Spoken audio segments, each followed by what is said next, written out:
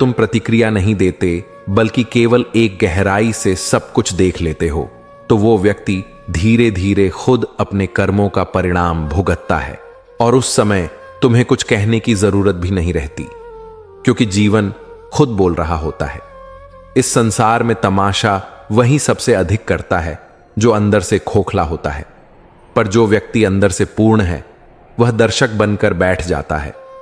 वह जानता है कि हर नाटक के अंत में पर्दा गिरता है और हर किरदार अपने कर्म के अनुसार दृश्य से बाहर होता है। जब तुम शांत रहकर सब देख लेते हो तो तुम्हारे मौन में एक चमक होती है जो सामने वाले को असहज करती है। उसे लगता है कि तुम जवाब नहीं दे रहे, लेकिन असल में तुम्हारा संयम उसकी हर बात का उत्तर बन चुका है।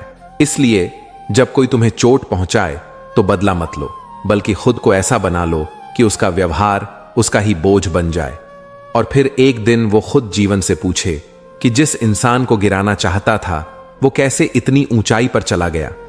यही वो क्षण होगा जब जीवन खुद उसका आईना बन जाएगा और तब तुम्हारा मौन सबसे गूंजता हुआ उत्तर कहलाएगा। श्री कृष्ण कहते हैं, जब कोई तुम्हारे भीतर द्वेष पैदा करने की कोशिश करे तो उसे उत्तर देकर नहीं, मौन रहकर हराओ, क्योंकि जो अपने मन को जीत लेता है वह संसार की हर लड़ाई पहले ही जीत चुका होता है। बदला लेकर तुम केवल पल भर को शांत होते हो, लेकिन मौन रहकर तुम सदा के लिए ऊंचाई पा जाते हो। अब सोचिए, जब कोई आपको अपमानित करता है, चोट पहुंचाता है, बार बार ताने देता है, तो उस समय मन सबसे पहले क्या चाहता है? यही कि तुरंत पलटकर जवाब दिया जाए, उसे भी वैसा ही कुछ कहें कि उसे एहसास हो जाए कि उसने क्या गलती की है। यही स्वाभाविक प्रतिक्रिया होती है, पर यहीं से शुरू होती है वह लड़ाई जिसमें हम खुद को खोने लगते हैं।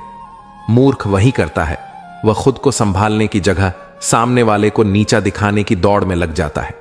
उसे लगता है मैंने भी उसे सुना दिया या मैंने भी पलटकर वार कर दिया, और वो इसको अपनी जीत समझता है। पर क्या यह वास्तव में जीत है या सिर्फ एक पल की झूठी तसल्ली?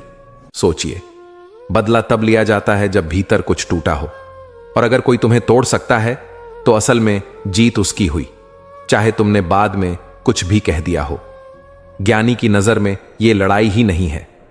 वो जानता है कि सामने वाला जल रहा है, किसी अंदरूनी पीड़ा से, किसी अधूरी चाहत से, किसी असफलता से, और जब वह तुम्हें चोट देता है तो वह बस अपने भीतर की उस आग को बाहर उड़ेल रहा है। अब तुम दो काम कर सकते हो, या तो उसके शब्दों की आग में घी डाल दो और खुद भी जलो, या फिर शांति से खड़े रहो और देखो कि वो आग तुम्हारे मौन के सामने खुद ही बुझ जाती है।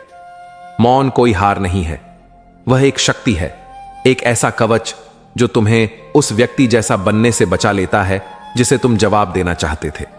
और यह मौन तब और भी मूल्यवान हो जाता है जब सामने वाला तुम्हारे शांत रहने से बेचैन हो जाए, क्योंकि उसने तो तुम्हें तोड़ने की पूरी कोशिश की थी, लेकिन जब तुम टूटे नहीं, डरे नहीं, बोले भी नहीं, तो वह खुद उलझ जाता है। वह बार बार सोचता है, क्यों चुप है ये, क्यों नहीं पलटकर कुछ कहता, क्या इसे फर्क ही नहीं पड़ता? और यही मौन उसका सबसे गहरा उत्तर बन जाता है। ध्यान दीजिए, जब आप हर किसी बात का उत्तर देना शुरू करते हैं तो आप खुद को थकाने लगते हैं। हर एक बात पर प्रतिक्रिया देने का मतलब है कि आपके मन की शांति अब दूसरों के हाथों में है। लेकिन जब आप ये तय कर लेते हैं कि किस बात को सुनना है, किस पर प्रतिक्रिया देनी है और कब सिर्फ चुप रह जाना है, तभी आप वास्तव में स्वतंत्र होते हैं। मौन केवल शब्दों से रुक जाना नहीं होता, वो मन से शांत हो जाना होता है। वो भीतर से यह समझ लेना होता है कि जो मेरे स्तर का नहीं है उससे टकराकर मैं सिर्फ खुद को खो दूंगा।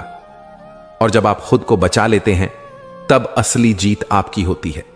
सामने वाला आपको भले कुछ पल के लिए परेशान कर ले, लेकिन जब आप उसे कोई प्रतिक्रिया नहीं देते तो धीरे धीरे वही व्यक्ति अपनी ही ऊर्जा में थकने लगता है। वो महसूस करता है कि आप उस जमीन पर ही नहीं हो जहां वो लड़ाई चाहता था, और यही आपके मौन की ताकत है। मौन एक ऐसी तलवार है जो दिखती नहीं लेकिन असर करती है। वह दूसरों को नहीं, सबसे पहले आपको बचाती है, और जो स्वयं को बचा ले वही सबसे बड़ा योद्धा कहलाता है। तो अगली बार जब कोई आपको चोट दे, याद रखिए, प्रतिशोध शब्दों से नहीं मौन से भी लिया जा सकता है। और ऐसा मौन जो आत्मबल से उपजा हो, वो केवल उत्तर नहीं देता, वो सामने वाले को आईना दिखा देता है। श्री कृष्ण कहते हैं, जो व्यक्ति समय पर विश्वास करता है वह कभी अधीर नहीं होता। बदले की आग केवल बाहर नहीं, भीतर भी जलाती है। जो अपने गुस्से को पी लेता है, समय उसके लिए वही करता है जो वह खुद शायद नहीं कर पाता। इसलिए न्याय के लिए समय से बड़ा कोई साधन नहीं है। अब सोचो, जब कोई तुम्हारे साथ अन्याय करता है, तुम्हें नीचा दिखाता है, या तुम्हारे साथ ऐसा कुछ करता है जो तुम्हारे भीतर गुस्सा भर देता है, उस समय तुम्हारे भीतर एक तेज आग उठती है। एक ऐसी आग जो कहती है, अब दिखा दो इसे, अब ये चुपचाप जाने नहीं देना चाहिए। इसका जवाब तो बनता है, और यहीं पर लोग सबसे बड़ी भूल कर बैठते हैं। इस आग में लोग सब कुछ फूंक देते हैं, अपनी शांति, अपने रिश्ते, अपनी गरिमा और कभी कभी अपनी दिशा भी। क्यों? क्योंकि उन्होंने समय से पहले फैसला कर लिया कि न्याय उन्हें अभी और इसी वक्त लेना है। पर समझो, बदला एक आग है, और जो इसे उठाता है वो सोचता है कि ये किसी और को जलाएगी, लेकिन सच्चाई ये है कि सबसे पहले ये उसी का चयन जला देती है, उसी की रातें, उसी की सोच। मूर्ख वही करता है। वो यह मान बैठता है कि हर चोट का जवाब तुरंत देना चाहिए। उसे लगता है कि अगर उसने कुछ नहीं किया तो वह हार गया। वह उस आग में ऐसा जलता है कि जो वह था वही मिट जाता है। ज्ञानी ऐसा नहीं करता। वह उस आग को पहचानता है, उसे देखता है, पर उसे छूता नहीं, क्योंकि वो जानता है कि समय सब देख रहा है। समय कभी पक्षपात नहीं करता। वो शांत रहता है, पर उसकी आंखें हमेशा खुली होती हैं। और जब समय निर्णय देता है तो वो ऐसा होता है जो न भावनाओं में डूबा होता है, न किसी मोह में बंधा। वो शुद्ध होता है, न्याय की सबसे ऊंची और सबसे ठोस परिभाषा।